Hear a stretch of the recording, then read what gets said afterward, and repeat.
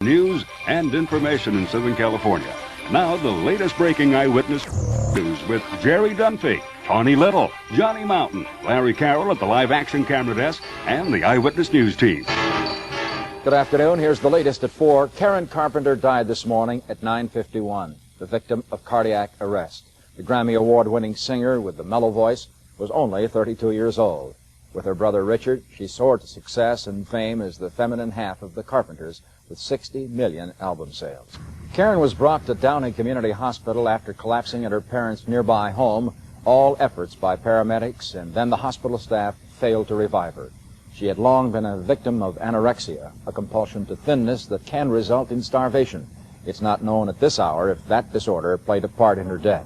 Her brother and her parents were with her when death came. Karen and Richard grew up in Downey and attended Downey Senior High. Karen's musical talent blossomed early. While still in school, she learned to play the drums and was part of the school's Vikings marching band. The Carpenters group started as a trio and won the Battle of the Bands in 1966. Later, it was just Karen and Richard and a skyrocketing career as a duo. There was a succession of awards, including numbers of gold records. In 1974, Barney Morris interviewed her. Goes into making a hit act. I think it's, luck, it's timing, it's... a lot of hard work, guys. Hard work, too. But, you can have talent, and you can be hardworking, and you still... Some people just never get the damn break they need, it's really a drag. Karen Carpenter, much loved in the world of music, dead at the age of 32. Gets caught in that trap and can't stop dieting. It's usually somebody who's a perfectionist, trying to be perfect, perhaps like Karen. Someone who is very responsive to authority figures and always kind of feels that they're doing wrong. It's very sad as I'm talking about it because it's usually somebody they describe sort of like a princess, a benevolent one who's always trying to do everything right, always trying to help everybody, and forgets about themselves. And it's one of the few psychiatric diseases that you can actually die from.